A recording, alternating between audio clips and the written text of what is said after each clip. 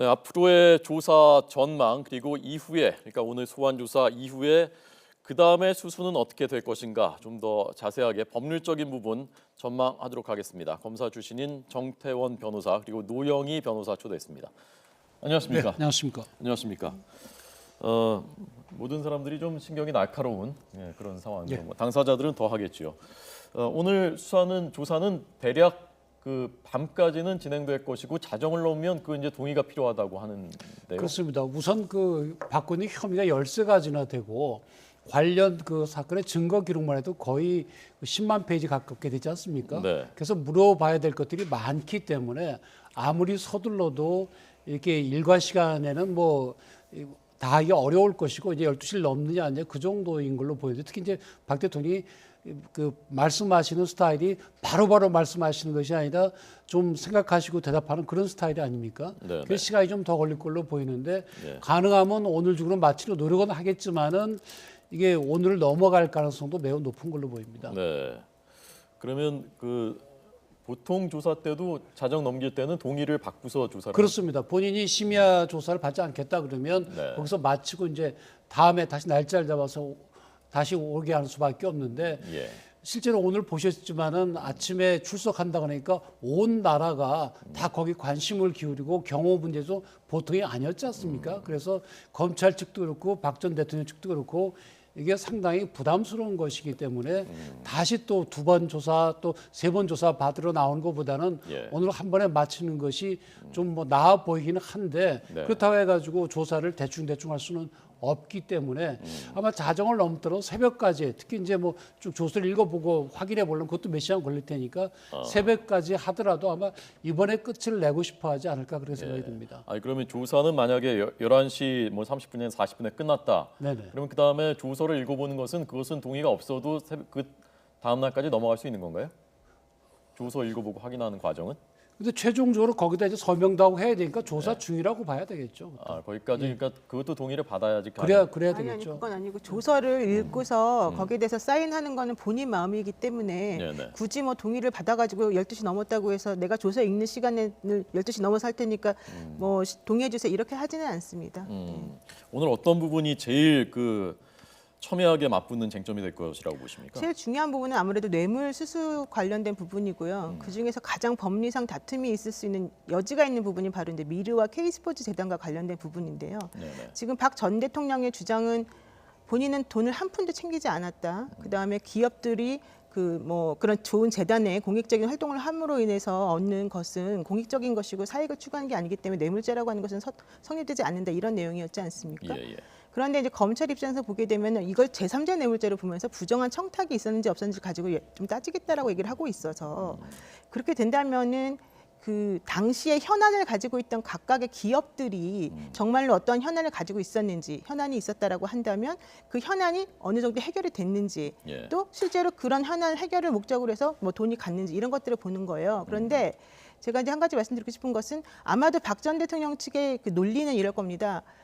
일단은 그 53개의 기업이 그 미르와 K스포츠 재단에 돈을 냈단 말이죠. 네네. 그러면은 삼성이라든가 SK라든가 롯데라든가 지금 문제가 되고 있는 그런 대기업들이 현안이 있었다고 치더라도 걔네 그 사람들 그 기업에서 돈을 냈다는 것하고 네. 그 나머지 기업들 즉 현안이 없거나 어떤 특별하게 혜택을 받은 것처럼 안 보이는 그런 기업들이 돈을 내는 것하고가 그러면 똑같은 기부 행위인데 예. 하나는 뇌물죄를 보고 뭐 하나는 강요죄를 볼 것이냐 과연 그게 성립을 할 수 있는 것이냐 없느냐 이런 식으로 아마 변호사들이 법리적인 주장을 할 가능성이 높거든요.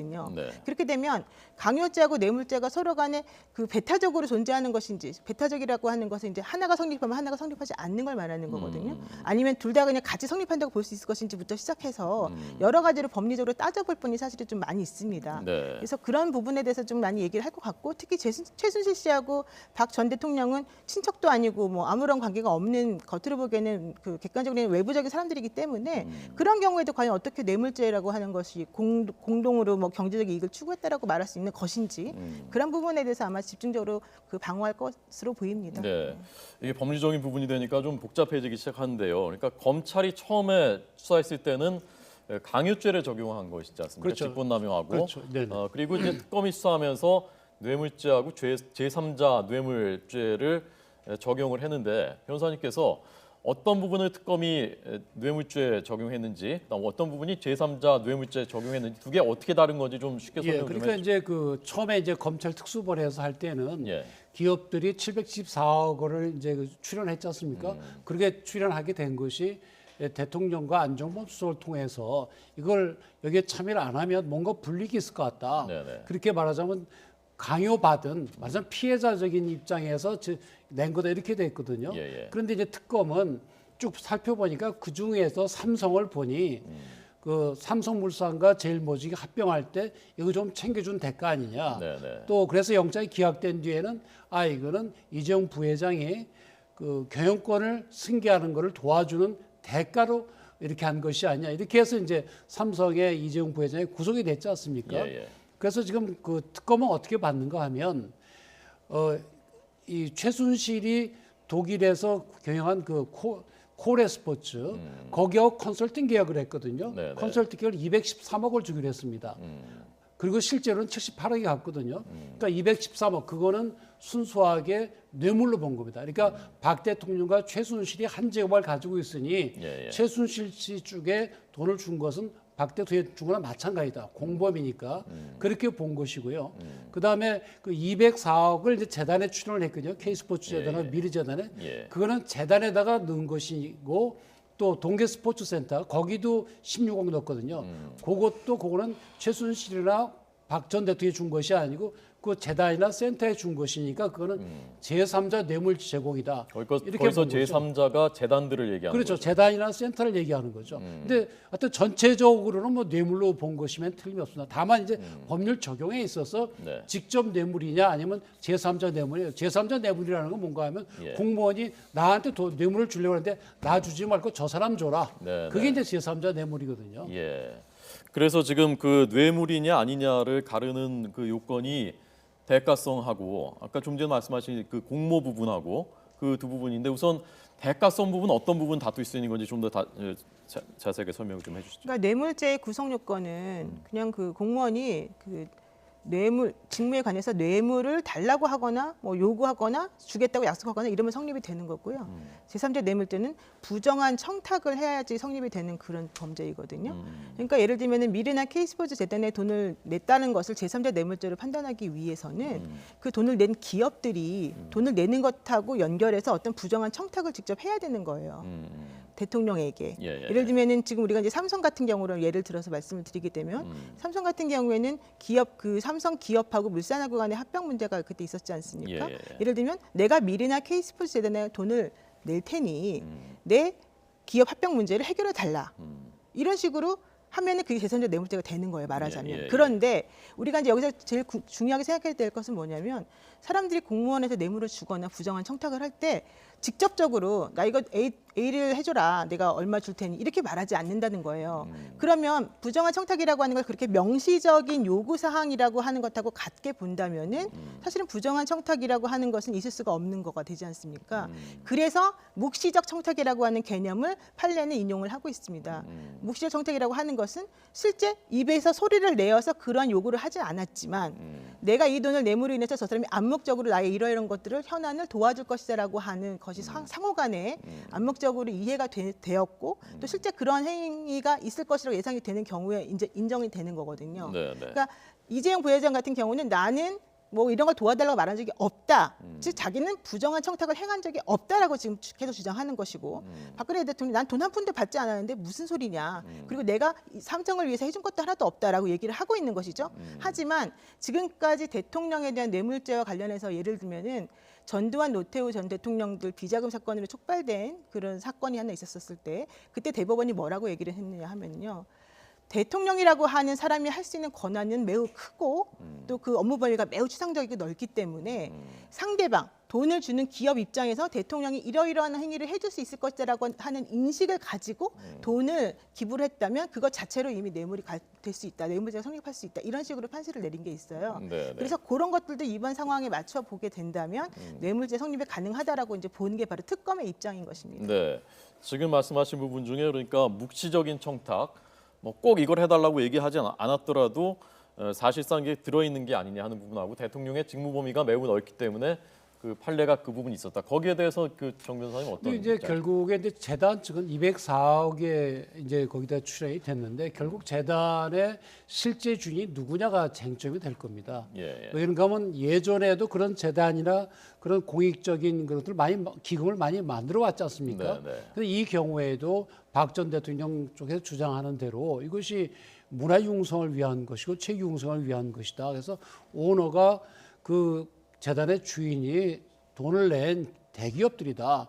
이렇게 된다고 한다면 그걸 뭐 운영을 예를 들어서 최순실 씨가 일부 관여했다 하더라도 예. 그걸 뇌물로 보기는 어렵죠. 그런데 만약 이것이 겉모양은 재단 형식을 가지고 있고 마치 대기업이 주인인 것처럼 되지만 실제로는 최순실 씨 거다. 이렇게 될 때는 이거는 제3자 뇌물로 볼 수가 있는 거죠. 그래서 재단의 성격이 무엇인지도 상당히 그 쟁점이 될 걸로 보이고요. 또 지금 이재용 부회장 같은 경우는 검찰 특수본에서 나보고 피해자라고 하더니 지금에서 뇌물을 줬다는데 그런 일이 없다. 그리고 지금 이재용 부회장의 입장은 그거거든요. 나는 피해자다. 직권남 그러니까 대통령 내지는 안종범 수석의 그런 그 강요에 의한 피해자일 뿐이다. 나는 강요를 당한 거 이런 주장이거든요. 그러면 박 전 대통령 쪽도 난 부탁받은 건 없다. 이렇게 돼버리면 강요죄로 갈 가능성이 높은데 이제 그 경우에는 과연 그 주변에 있는 증거들이 어떻게 돼 있느냐. 그거에 따라서 이제 법률적 평가를 할 수밖에 없는 거죠. 그건 뭐 본인들 주장에 불과한 것이 또 뭐 그 기소된 것도 그러니까 특검도 주장이니까 그거 이제 재판 과정에서 명백히 밝혀지게 될 겁니다. 그 묵시적 청탁이 있었는지 없었는지를 따져야지만 사실 이게 뇌물죄가 되는지 안 되는지 나오지 않겠습니까? 그러면 그것을 어떻게 따지는지 그 방법을 알아야 되는데요. 예를 들면 SK 같은 경우에 당시 현안이 있었는지를 먼저 봅니다.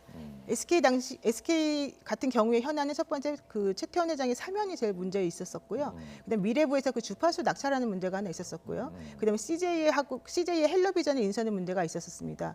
그리고 또 네 번째는 면세점 관련된 부분들이 있었거든요. 그럼 그런 것들은 상당히 큰 현안이지 않습니까?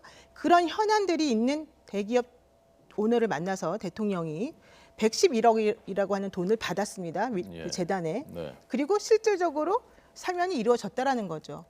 그렇다면은 사면이 이루어지는 것, 111억 원을 준 것, 그다음에 그 최태원 회장이 거기에 대해서 독대를 한 다음에 그런 행위가 일어난 것, 이런 여러 가지 것들을 종합적으로 보게 되면 묵시적인 청탁이 있었다고 볼 수밖에 없는 것이다라고 하는 게 바로 이제 그 법원에서 얘기하는 그런 부분들이거든요. 그러니까 그런 식으로 따진다는 거죠. 그러니까 특검 쪽 주장하고 이제 이쪽 이제 기업들 주장하고 서로 지금 배치되고 있죠. 또 그 예를 들어서 이제 SK 같은 데는 시간적으로도 안 맞다. 뭐 그런 주장을 하고 있고 그래서 그걸 이제 뭐 하나하나 이제 조사를 해서 밝혀내야 되지만 하여튼 지금 우리 노 변호사가 말씀하신 대로 여러 기업들이 거기다 출연을 했지만 뭔가 좀 대가 관계가 의심스러워 보이는데 예를 들어서 지금 SK 같은 경우 최태원 회장의 사면이라든지 뭐 또 면세점이라든지 롯데도 70억 줬다가 다시 가져갔거든요. 롯데도 또 면세점 문제가 있었고 CJ 같은 데도 그 이재현 회장의 사면 문제가 있었고 그러니까 혹시 이것과 연결된 것이 아니냐 대가 관계가 아니냐 거기에 대해서 이제 의혹이 있으니까 조사를 하는 거죠. 그래서 실제로 이제 과연 어떤 결론이 날지는 좀 더 지켜봐야 되는 거죠. 검찰이 처음에 그 검찰 특수본에서 조사했을 때는 뇌물죄를 인정하지 않았단 말입니다. 그래서 특검에 넘어갔는데 특검에서는 뇌물이라고 인정을 하고 이제 기소를 했고 그러면 이게 다시 검찰에 넘어왔는데 그 문제는 변수가 안 되겠습니까? 그러니까 결국 아까 말씀하신 대로 그러면 직권남용 내지 강요죄와 뇌물죄가 같이 될 수 있는 것이냐. 같이 될 수 없다면 두 개 중에 하나만 해야 되는 거 아닙니까? 그래서 하나만 한다 그러면 두 개 중에 하나를 골라야 되는 것이고 같이 될 수 있다면 두 개를 같이 하는 것이고 아니면은 직권남용 그러니까 뇌물죄가 1순위 말하자면 우리 주의적 청구라 그러는데 1순위 근데 그게 안 되면 직권남용 이렇게 나갈 수도 있고 뭐 법리적으로 이제 뭐 검찰이 열심히 연구를 해서 거기에 맞는 걸로 이제 될 걸로 보이는데 하여튼 어떻게 보면은 돈이 간 것은 맞는데 그 평가를 어떻게 할 것인가의 문제죠. 뭐 부정하게 부탁하고 어떤 대가를 가지고 이렇게 된 것이냐 아니면은 그야말로 강요에 의해서 이거 말 안 들으면 회사가 불이익을 받겠다. 그래서 준 것이냐 거기에 따라서 달라지게 되죠. 근데 그 검찰 특수본하고 특검이 다르게 판단한 근거 중에 하나는 검찰 특수본 1기가 처음에 조사했을 당시에는 현재 특검이 찾아낸 증거 같은 것들이 많이 나오지 않았어요. 그러니까 말하자면은 그 뇌물죄라고 하는 것을 입증할 정도의 증거들이 수집되어 있지 않은 상태에서 증거가 매우 부족한 상태였지 않겠습니까? 그렇다면 강요죄의 경우에는 어느 정도 구성 요건에 해당한다고 보는데 뇌물죄에 이르기까지는 아직 증거가 불충분한 상태에서 특검에게 넘긴다는 거죠.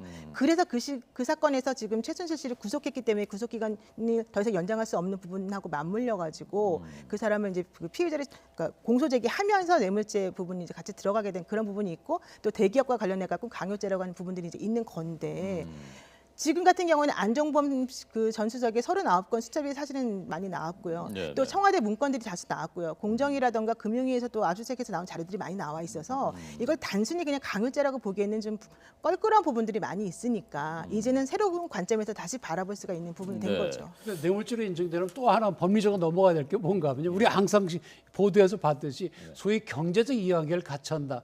과연 그런지가 문제가 되거든요. 왜 그런가 하면 박 대통령은 이론도 안 받은 거 맞거든요. 예. 결국 최순실이 운영하는 코레스포츠와 213억 컨설팅 계약 체결한 거거든요. 그다음에 78억을 송금받았거든요. 그거를 원래 뇌물죄는 공무원의 경우에 해당되거든요. 예, 근데 예. 최순실 공무원이 아니잖아요. 근데 처벌받는 이유는 안종범 공무원이 안종범 내지는 박 전 대통령 공모했기 때문이다 이렇게 보거든요. 그럼 남이 받은 것인데 최순실은 공무원이 아닌데 그 사람이 받은 것인데 박 대통령이 받은 것과 마찬가지로 하려면 예. 둘이 짜서 하거나 아니면 같이 같은 주머니에 그래야 되거든요. 예. 근데 과연 같은 주머니냐? 그것도 아마 법정에서 치열하게 다투실 네. 겁니다. 그래서 그 특히 이제 한웅재 부장검사가 그 부분 그 재단 부분을 먼저 조사한다는 것인데 그래서 먼저 조사를 시작했고 지금 오후 조사에서도 계속 한웅재 부장검사가 조사를 하고 있다는 걸로 봐서는 그 부분을 검찰도 지금 제일 중요하게 보고 있는 중요한 쟁점으로 보고 있는 것이 아닌가 싶습니다. 자 그러면 그 지금 조사에 직접 임하게 되는 두 명의 부장검사들 그리고 맞서는 변호인들의 면면을 잠시 뒤에 강리원 앵커가 자세하게 설명 올리도록 하겠습니다.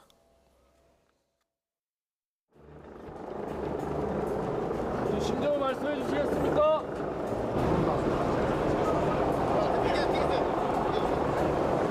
여러분들 가슴에 안고 있는 불신 그리고 갈등 이 모두 내가 안고 가겠습니다.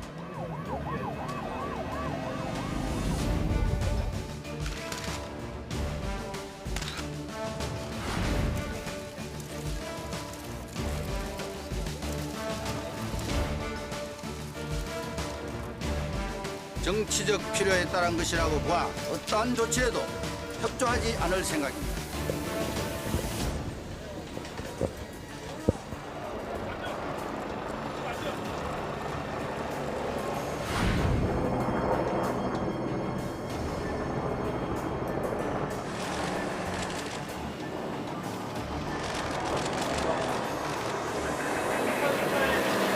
국민 여러분께 면목이 없습니다.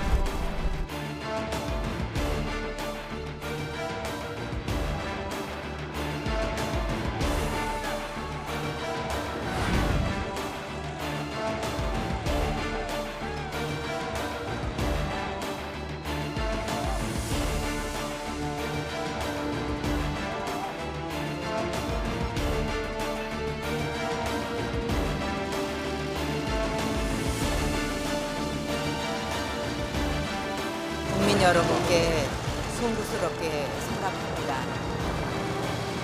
성실하게 조사에 임하겠습니다.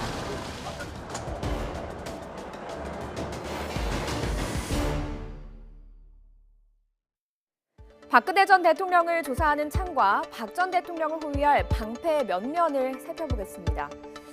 검찰은 정의 특수통 두 사람을 전면에 내세우고 있습니다. 이 특수통은 거물급 인사를 수사하는 대형 사건을 많이 맡았다는 뜻인데요. 바로 서울중앙지검 이원석 특수 1부장과 한웅재 형사 8부장입니다.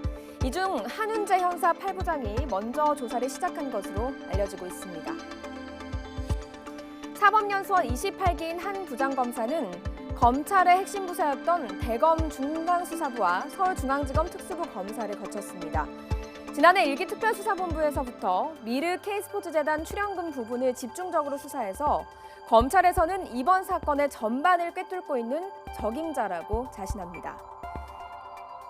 지난 1월 최순실 씨 첫 공판에서 한 부장검사는 대통령이 최 씨와 공범이란 증거는 차고 넘친다라고 말을 하면서 박 전 대통령이 깊숙이 개입했음을 주장하기도 했습니다. 한 부장검사는 오늘 박 전 대통령 혐의의 가장 큰 덩어리라고 할 수 있는 미르 K스포츠재단에 대한 기업 출연금 강요와 삼성 출연금에 적용된 제3자 뇌물수수 혐의 수사를 맡습니다. 한 부장검사의 바통을 받을 이원석 서울중앙지검 특수 1부장 검사는 한 기수 선배인 사법연수원 27기입니다. 대검 중수부가 폐지된 상황에서 서울중앙지검 특수 1부장은 특수수사의 가장 핵심이라고 할 수 있는 자리입니다. 2005년 삼성 에버랜드 전환사채 사건을 수사했고 지난해 특수수사통이었던 홍만표 변호사의 법조비리를 수사해 구속 기소했습니다. 이 부장검사는 오늘 삼성이 최순실 씨의 딸 정유라의 승마훈련을 지원하는데 박 전 대통령이 개입했는지를 중점적으로 조사합니다. 이를 통해서 박 전 대통령, 최순실 또 삼성으로 이어지는 뇌물 혐의의 연결고리를 추궁할 것으로 보입니다. 오늘 박근혜 전 대통령과 배석하고 있는 변호인은 검찰 출신인 유영하, 정장현 변호사입니다. 이 중 유영하 변호사는 이번 사건 초반부터 박 전 대통령의 변호인 역할을 했죠. 대통령이기 전에 여성으로서의 사생활이 있다는 점도 고려해 주셨으면 합니다. 사법연수원 24기인 유 변호사는 검사 출신으로 2007년 한나라당에 입당한 친박 인사입니다. 박근혜 정부 출범 후 차관급인 국가인권위 상임위원을 지냈고 지난 4월 총선 때 서울 송파을 새누리당 후보로 공천됐지만 옥새 파동 때 공천관리위원회 의결을 받지 못하면서 출마가 무산됐습니다. 정찬현 변호사는 사법연수원 16기로 역시 검사 출신입니다. 서울 동부지청 부부장 검사를 끝으로 변호사로 개업을 했고 헌재 탄핵심판 변호인단에 합류를 하면서 박근혜 전 대통령의 변호를 시작했습니다. 정 변호사는 탄핵심판 변론 과정에서 국정농단 사건의 본질은 최순실 씨와 고영태 씨의 불륜 관계에 있다고 꾸준히 주장해왔던 인물입니다. 역대 4번째 전직 대통령 수사, 특수통을 앞세운 창과 호위 변호인을 앞세운 방패의 승부가 벌어지고 있습니다. 네, 박근혜 전 대통령 오후 조사가 계속되고 있습니다. 아마도 밤늦게까지 조사가 계속될 것 같습니다. 두 법률가들의 해설을 듣고 있습니다. 처음에 조사를 시작할 때 인정신문이란 걸 먼저 하고 그다음에 본격 조사 들어가고 그렇게 한다면서요? 그러니까 일반적으로 이제 우선 이름을 물어보고 주민등록번호 물어보고 주소 물어보고 그리고 이제 학력, 경력 학력도 물어봅니까? 그럼요. 직업도 물어보고 그다음에 재산 상태, 월 수입, 그다음에 건강 상태, 남자 같으면 군대 갔다 왔는지, 그다음에 음주량은 얼마, 흡연은 얼마 이런 거 쭉 다 물어보죠. 그건 왜 물어봅니까? 그런 것이 때로는 정상에 또 영향을 주는 경우도 있거든요. 또 재산이 얼마냐 하는 거는 그 사람에 대해서 예를 들어 벌금형을 할 것인지 징역할 것인지 그런 거를 할 때도 이제 영향을 줄 수도 있고요. 그다음에 건강 상태 같은 경우도 건강이 아주 나쁜 사람은 구속했다 죽으면 안 되지 않습니까? 예를 들어서 그런 것도 종합적으로 그 사람에 대한 모든 것을 조사하는 거죠. 근데 그건 시간이 많이 안 걸리는 거죠. 그래서 그걸 이제 물어보고 난 다음에는 아마도 이제 일반적인 걸 물어볼 수밖에 없습니다. 박 전 대통령 같은 경우에는 처음부터 다짜고짜 뇌물죄 어떻고 또 그렇게 물어볼 일은 없는 거예요. 그렇게 물어보면은 조사가 진행이 안 되죠. 그래서 아마 그렇게 물을 건데 제가 아마 담당 검사 같으면 우선 대통령이라는 게 어떤 일을 하시는 겁니까? 그러면 이제 본인이 쭉 얘기하는 게 있고 우리 헌법이나 법률적인 얘기가 나오겠죠. 그러면은 그런 이 업무를 처리할 때 절차는 어떻게 됩니까? 그럼 이제 각 부서에서 오는 경우 이제 비서관이나 수석 비서관에서 오는 경우 쭉 그런 것들이 얘기가 나올 거 아닙니까? 그럼 대통령께서 지시할 때는 어떻게 지시를 합니까? 그다음에 이 부속 비서관실에 예를 들어 정호성 비서관이나 이재만 비서 이런 사람들하고는 어떻게 무슨 지시를 하십니까? 그런 얘기를 딱 하죠. 그래서 그런 얼개를 맞춰놓은 다음에 이제 구체적인 게 들어가죠. 그래서 예를 들어서 지금 이 미르 재단이나 K스포츠 재단의 경우에 이게 설립하게 될 때 그러면 어떤 절차를 거쳐서 어떻게 관여를 하신 겁니까? 예. 그러면 진작에 미리 얘기해 놓은 게 있지 않습니까?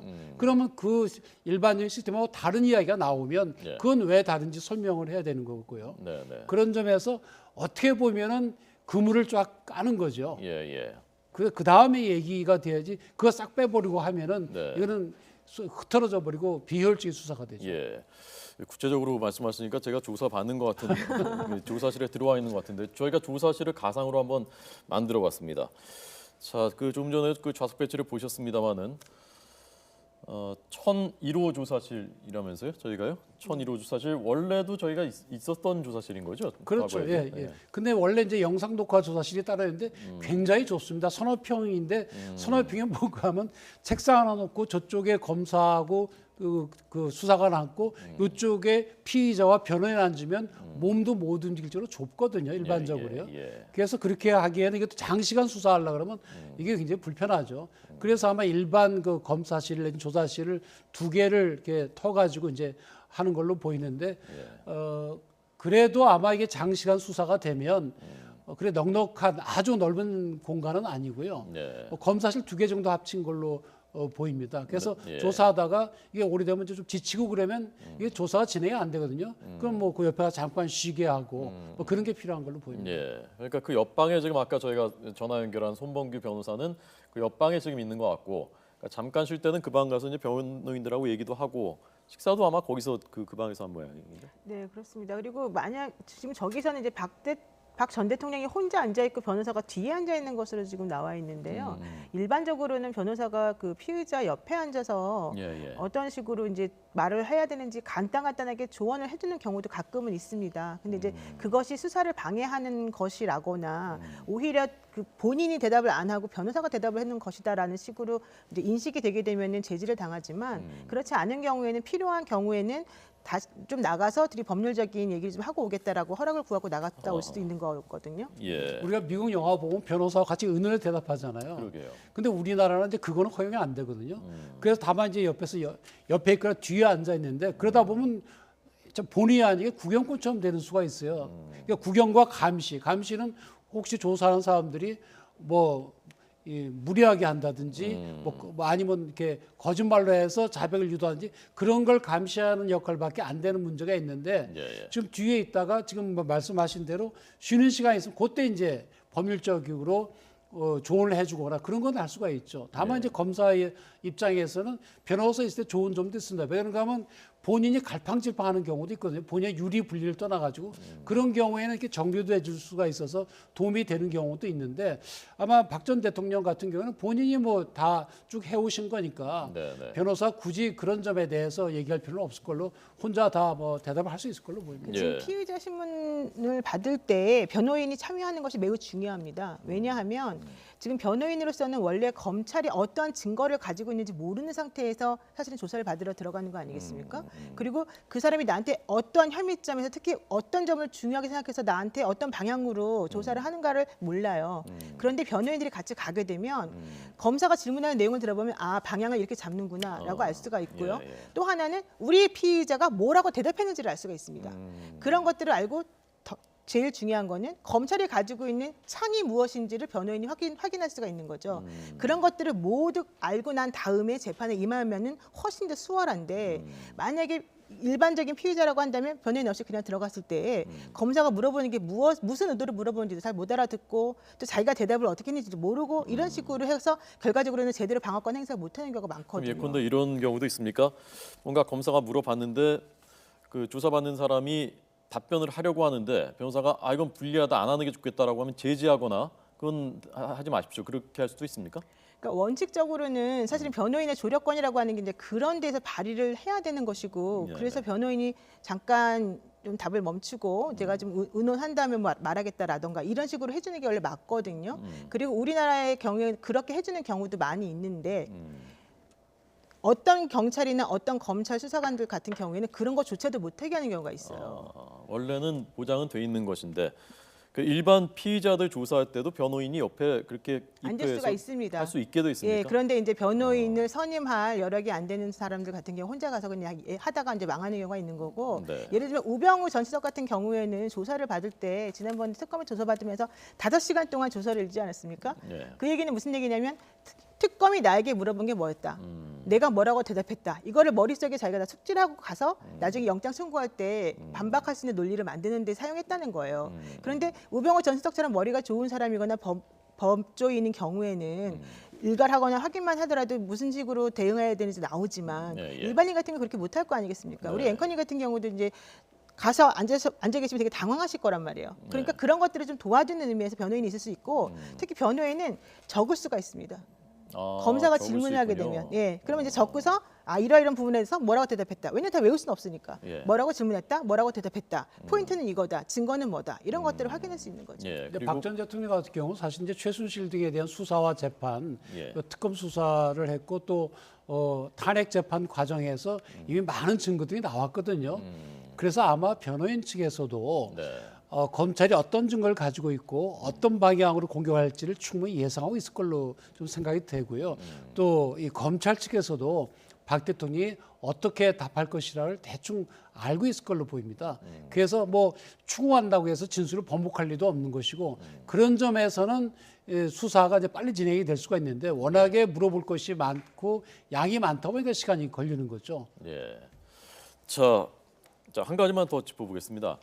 아까 그 처음에는 원래 서울중앙지검장하고 제1차장 검사 그 뒤에 뭐 2차장, 3차장도 다 사무실이 있는 곳이 13층이라서 아마 거기 가서 티타임을 하고 내려가지 않겠느냐라고 예상했었는데 거기 안 가고 그냥 10층에서 티타임을 했단 말이죠. 근데 아까 손범규 변호사 얘기를 들어보니까 뭐 의전이라든가 이런 부분은 조율을 하는 게 아니다. 우리는 그쪽에서 하는 대로 시키는 대로 할 뿐이다라고 했으니까 검찰이 이걸 결정한 것 같은데 그다음에 검찰이 지금 어느 정도의 예우, 어떤 선으로 할 것이냐를 굉장히 고민을 하고 있지 않겠습니까? 근데 13층 안 들리고 그냥 10층으로 가도록 했다라는 것은 아마 그것까지도 염두에 둔 것이 아닌가라는 생각이 들었거든요. 뭐 14층에 간다는 것은 이 수사팀의 네. 총 책임자가 만난다는 의미 아닙니까?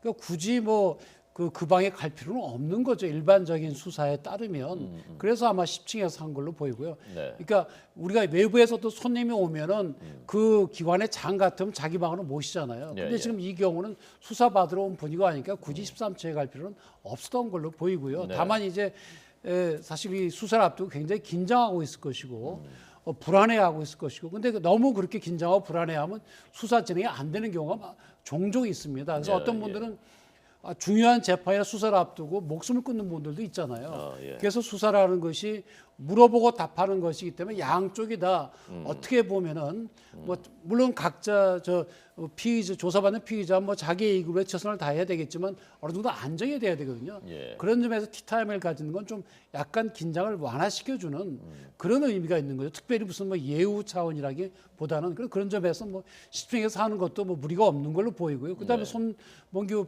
변호사 말 맞다나 그 변호인 측하고 조율하는 건 몇 시에 조율이라고 같이 맞추는 건 몇 시에 어디 와라 뭐 그런 거는 얘기가 되죠. 예. 근데 어느 13층을 가냐 10층을 가냐 그거를 뭐 변호인 측하고 의논할 일은 없는 거죠. 예. 근데 아마 그 약간 현실적인 이유가 있었던 것 같아요. 원래 이제 13층 같은 곳에 가서 차를 마시는 거는 소파가 있는 편안하고 좀 안락한 장소에서 뭔가 차를 마시면서 조금 대접받는다는 느낌이 원래 있는 거거든요. 네, 네. 그런데 10층 같은 경우에는 지금 조사를 받는 곳에서 지금 차 같은 걸 마시는 거가 되기 때문에 원래는 13층 같은 데 가서 하는 게 더 그 사람에게 대해서는 좋은 거가 되겠죠. 예, 그러나 네. 이번 사건 같은 경우에는 박근혜 전 대통령이 10층에 있다가 13층으로 왔다 갔다 자꾸 하는 것은 오히려 좋지 않고 뭐 경호라든가 그다음에 번잡스러움이라든가 이런 것들을 다 고려해 봤을 때 네, 네. 어차피 노승건 차장이랑 같이 티를 마실 거라고 한다면 그냥 예. 간단하게 마시고 빨리 진행하자 이런 의미였을 것 같습니다. 네.